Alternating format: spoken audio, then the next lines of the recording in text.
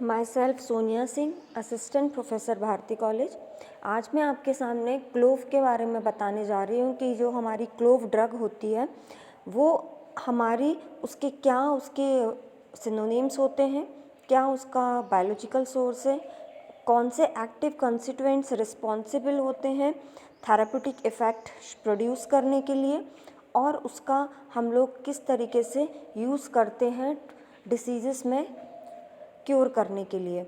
तो जब भी एग्ज़ाम में क्वेश्चन आता है कि आपको क्लोव के बारे में डिस्क्राइब करना है तो आप लोग किस तरीके से उसको डिस्क्राइब करेंगे। तो सबसे पहले आपको ये ध्यान में रखना है कि हमारी जो क्लोव है वो क्लोव का सिनोनिम क्या होता है, ठीक है। तो जब भी आप लोग क्लोव के बारे में लिखेंगे तो आपको उसके सिनोनिम के बारे में लिखना है। तो सिनोनिम हम इसमें देखेंगे कि सब क्लोव जो होता है वो हमको जो बर्ड होता है, बर्ड मतलब जो फूल खिलने से पहले का जो पार्ट होता है वो होता है। तो ये हमको क्लोव जो हमको ऑब्टेन होता है ये बर्ड से ऑब्टेन होता है, इसलिए इसको हम लोग क्लोव फ्लावर या फिर क्लोव बर्ड इसका सिनोनिम है। इसको याद करना बहुत ही ईजी है कि इसको हम लोग या तो क्लोव फ्लावर बोलते हैं या फिर क्लोव बर्ड बोलते हैं। तो ये दोनों ही नाम इसके बहुत ही ईजी हैं याद रखने के लिए। नेक्स्ट अगर हम लोग बात करें बायोलॉजिकल सोर्स की, तो बायोलॉजिकल सोर्स में आप लोग को पता है कि बायोलॉजिकल सोर्स का मतलब क्या होता है कि कौन सा पार्ट से हमको ये ऑब्टेन होता है, राइट। इसका बॉटनिकल नेम क्या है और इसकी फैमिली क्या है। अगर हम लोग देखें कि ये हमको कौन से पार्ट से ऑब्टेन होता है तो ये हमको फ्लावर, जैसा कि मैंने आपको बताया था, या फिर बर्ड, या तो फ्लावर से ये हमको ऑब्टेन होगा या फिर हमको ये बर्ड से ऑब्टेन होगा, राइट। तो ये इसका हमारा हो गया फ्लावर या बर्ड से हमको ये ऑब्टेन होता है। ये इसका मतलब ये है कि ये इसका पार्ट है कि वो पेड़ में से हमको किस पार्ट में ये ऑब्टेन होता है, राइट। उसके बाद अगर हम लोग बात करें कि इसका बायोलॉजिकल सोर्स क्या है, तो बायोलॉजिकल सोर्स से मतलब है कि ये हमको इसका बॉटनिकल नेम मतलब प्लांट है तो इसका बॉटनिकल नेम क्या होना चाहिए या क्या होता है। तो इसका जो बॉटनिकल नेम है वो है यूजीनिया कारियोफाइलस। इसको आपको याद रखना पड़ेगा कि यूजीनिया कारियोफाइलस इसका बॉटनिकल नेम है। नेक्स्ट इसमें हमको लिखना होता है फैमिली। तो फैमिली में आप लोग क्या लिखेंगे, फैमिली इसकी है मर्टिएसी, मीन्स आपको इसका पार्ट लिखना है, इसका बॉटनिकल नेम लिखना है और इसका फैमिली लिखना है। ये तीनों चीज़ें ही बहुत इम्पॉर्टेंट होती हैं किसी भी बायोलॉजिकल सोर्स को डिस्क्राइब करने के लिए। नेक्स्ट अगर हम लोग बात करें इसकी मॉर्फोलॉजी, तो आपने क्लोव देखा हुआ है। क्लोव जब आप देखते हैं तो इसमें आप लोग को क्या क्या चीज़ें दिखाई देती हैं। तो देखिए ये क्लोव का आपके सामने एक स्ट्रक्चर बना है, इसका फिगर बना है। इसमें जो लंबा वाला जो पोर्शन होता है इसको हम लोग हाइपेंथियम बोलते हैं। जब भी एग्ज़ाम में आप लोग इसका फिगर बनाएंगे, फिगर आपको हर एक ड्रग का बनाना है और उसको डिस्क्राइब करना है। तो जब भी आप लोग ड्रग बनाएंगे, ड्रग ड्रॉ करेंगे, तो आपको इसमें जो उसका लेंथ है उसको इंडिकेट करना है। वो होता है हमारा, उसका नाम क्या होता है, हाइपेंथियम। उसके नीचे इसका लेंथ लिखा हुआ है कि कितनी लेंथ की वो होती है। उसके बाद जो हमारा, ये हमने आपको बताया था कि ये हमारा फ्लावर से हमको या बर्ड से हमको मिलता है, तो वही है इसका कि जो हमारा सेपल है, मीन्स जो पत्तियाँ होती हैं वो, ये हमारा सेपल पार्ट है, ठीक है। और ऊपर वाला जो कर पोर्शन दिख रहा है वो हमारा क्रोन है। तो ये जो बर्ड है, ये बर्ड हमारे 3 पार्ट में डिवाइड होती है, ठीक है, जिसको हम लोग बोलते हैं क्रोन, सेपल और हाइपेंथियम। क्रोन, सेपल और हाइपेंथियम। तो ये आप लोग को जब भी एग्ज़ाम में आप लोग लिखेंगे तो आपको ये सारी चीज़ों को इंडिकेट करना है, राइट। अब नेक्स्ट अगर हम लोग देखें कि हमारा जो ड्रग है इसका स्ट्रक्चर आप लोग को मेंशन करना होगा बिल्कुल ध्यान से, क्योंकि उसी को हम लोग बोलते हैं मॉर्फोलॉजी। ठीक है, अगर हम लोग इसके ऑर्गेनोलेप्टिक कैरेक्टर पे जाएंगे। ऑर्गेनोलेप्टिक कैरेक्टर का मतलब होता है कि जो भी सेंसेशन के थ्रू, मीन्स ऑर्गन हमारी बॉडी में कौन से होते हैं, नोज़, माउथ, ईयर।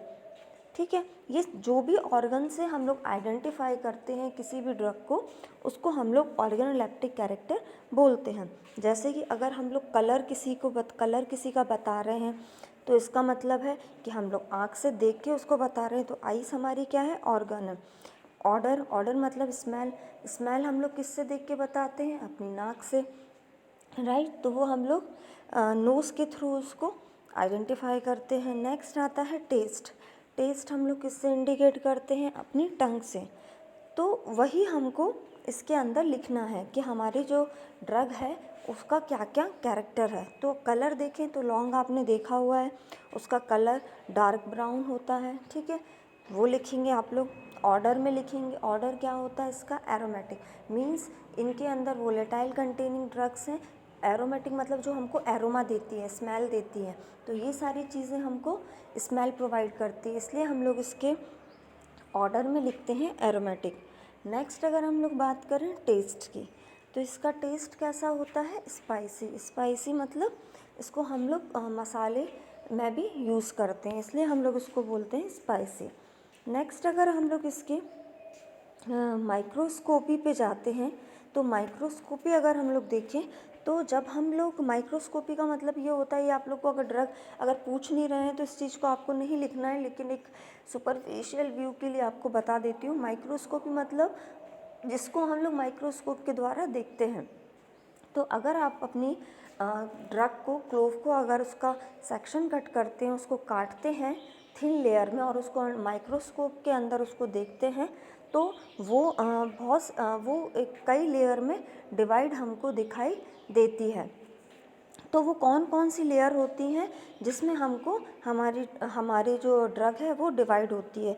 तो उसके अंदर जो लेयर्स का डिवीज़न है वो होता है epidermis, parenchyma, calcium oxalate, fibres, anthers, pollen grains, एरेन्काइमा।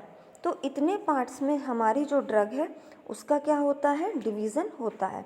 तो आपको ये जो स्ट्रक्चर इसमें दिख रहा है, जब आप लोग अपनी स्लाइड का सेक्शन कट करते हैं और उसको देखते हैं, तो ये इतने पार्ट्स में हमको दिखाई देता है। तो अगर आप लोग अपनी ड्रग्स को देख रहे हैं माइक्रोस्कोप के अंदर, तो आपको जो सेल्स का डिवीज़न है, जो हमारी सेल्स, हमारी जो लेयर होती है वो किस किस पार्ट में डिवाइड होती है, तो आपको इस तरीके से जो क्लोव होता है उसके अंदर आपको सेल का डिवीज़न दिखाई देता है। तो आप लोग देखिए, सबसे नीचे जो है, अगर हम उसका सेक्शन कट करते हैं, तो आपको जो हाइपेंथियम है, जो लंबा वाला जो हमारा पोर्शन है हाइपेंथियम है, वो लंबे वाले पोर्शन में आपको क्या क्या सेल्स दिखाई देंगी। जब आप लोग सेक्शन कट करेंगे और उसको माइक्रोस्कोप में देखेंगे, तो आपको क्या क्या सेल्स दिखाई देंगी, ऑयल ग्लैंड्स दिखाई देंगी। ऑयल मतलब वोलेट क्लोव के अंदर ऑयल्स प्रेजेंट होता है, तो ऑयल्स किसके अंदर प्रेजेंट होता है, एक तरीके की सेल्स के अंदर, जिसको हम लोग बोलते हैं ऑयल ग्लैंड्स। उसके बाद इसके अंदर कॉलेमेला प्रेजेंट होता है और उसके बाद उसके अंदर ओवरी प्रेजेंट होती है। ये तीन चीज़ें हमारी हाइपेंथियम के अंदर प्रेजेंट होती हैं, ओवरी, कॉलेमेला और ऑयल ग्लैंड्स। ये तीनों चीज़ों से मिलके हमारा हाइपेंथियम जो है वो बनता है, या फिर बोले हम हाइपेंथियम के अंदर इतने टाइप्स की जो सेल्स होती हैं वो क्या होती हैं, प्रेजेंट होती हैं।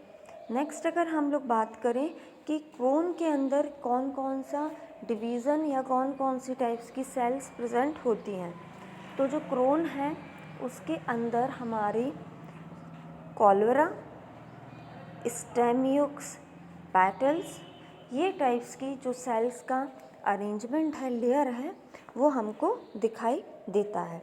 तो जब भी आप लोग माइक्रोस्कोप के अंदर देखेंगे क्लोव को, तो आपको इस तरीके की सेल्स जो हैं वो सेल्स के अरेंजमेंट माइक्रोस्कोप में दिखाई देंगे।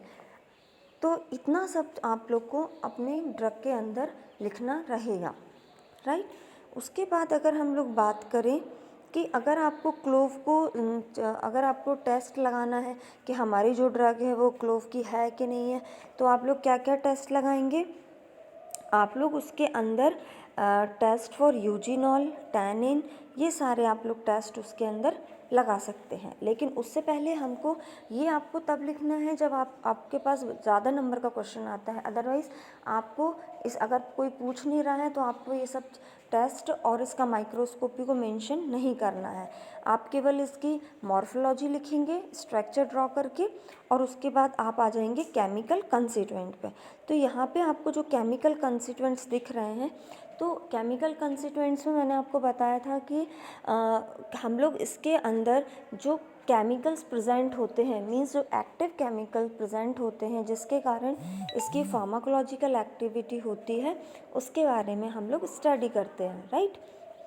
तो कौन कौन से इसके अंदर केमिकल्स प्रेजेंट होते हैं जो कि फार्माकोलॉजिकल एक्टिविटी देते हैं। तो इसके अंदर वोलेटाइल ऑयल, गैलोटेनिन्स एसिड, और मेनली तो आपको पता ही है कि क्लोव है तो इसके अंदर वोलेटाइल ऑयल होगा, ठीक है। तो इसके अंदर वोलेटाइल ऑयल प्रेजेंट है, ये आपको लिखनी है, ठीक है। उसके बाद क्रिस्टलाइन प्रिंसिपल, ये इसके अंदर प्रेजेंट होता है, ठीक है। ये हमारा ऑर्डरलेस appears टू द फाइलोस्टेरॉइन, यूजिनिन, गम, रेजिन्स, ये बाकी की चीज़ें भी इसके अंदर क्या होती हैं, प्रेजेंट होती हैं। बेसिकली आपको ये याद रखना है कि इसके अंदर वोलेटाइल ऑयल प्रेजेंट रहता है, मेनली इसके अंदर गैलोटेनिक एसिड प्रेजेंट होता है, यूजिनिन प्रेजेंट होता है, फाइटोस्टेरॉल प्रेजेंट होता है। तो आप कोई भी जो मेन एक्टिव कंस्टिट्यूएंट है जैसे कि वोलेटाइल ऑयल और गैलोटेनिक एसिड, इन दो चीज़ों को आप लोग याद करके इसको लिख सकते हैं। लेकिन केमिकल कंस्टिट्यूएंट बहुत इम्पॉर्टेंट पैरामीटर है। उसके बाद अगर हम लोग नेक्स्ट जाते हैं यूजेस, तो यूजेस की अगर हम लोग बात करें तो इसका जो यूज़ होता है, इसका यूज़ हम लोग कहाँ कहाँ करते हैं, मींस कौन कौन सी डिसीज़ेस को ट्रीट करने के लिए हम लोग इसका यूज़ करते हैं। तो इसका यूज़ हम लोग करते हैं स्टिमुलेटिंग के लिए, मींस किसी भी चीज़ को स्टिमुलेट करना है तो उस केस में हम लोग इसको यूज़ करते हैं। कार्मिनेटिव इसको यूज़ करते हैं, मींस कार्मिनेटिव का मतलब होता है कि जो कि हमारे स्टोमक के अंदर जो भी गैस फिलअप होती है इंटेस्टाइन के अंदर या स्टोमक के अंदर, उसको ये क्या करते हैं, एक्सपेल्ड आउट करते हैं।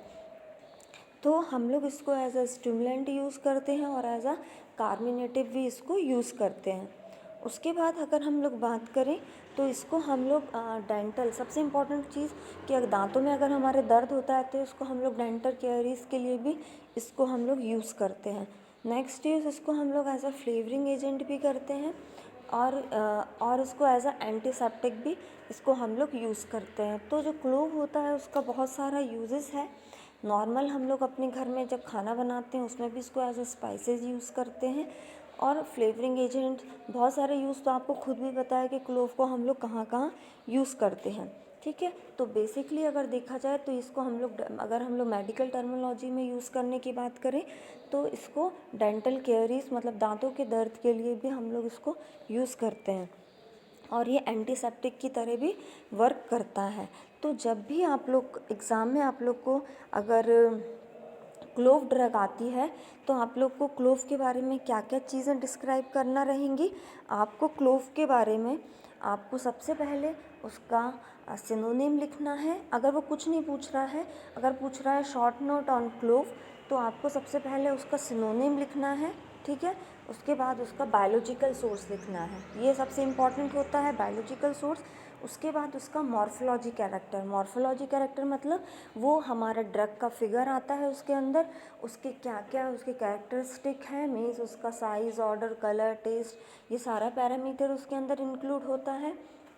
उसके बारे में हमको स्टडी करना है, राइट। उसके बाद हम आते हैं सीधा अपना केमिकल कंस्टिट्यूएंट्स के अंदर। तो उसके अंदर कौन कौन से केमिकल प्रेजेंट है, जैसा कि अभी मैंने आपको बताया कि मेन जो भी आपको याद हो रहा है, मेन 2-3 एक्टिव कंस्टिट्यूएंट्स को आप लोग याद कर सकते हैं। उसके बाद उसके अंदर आप लोग आ जाएंगे टेस्ट, तो कौन कौन से टेस्ट उसके बाद आप लोग आ जाएंगे यूजेस पे। ठीक है। तो यूजेस मतलब कहाँ कहाँ हम लोग क्लोव को यूज़ करते हैं। तो इतना चीज़ें आपको कॉमनली लिखना है। अगर आपको स्पेसिफिक वो उसकी माइक्रोस्कोपी पूछ रहा है तभी आपको माइक्रोस्कोपी और टेस्ट लिखना है, अदरवाइज़ आपको नहीं लिखना है। Thank you.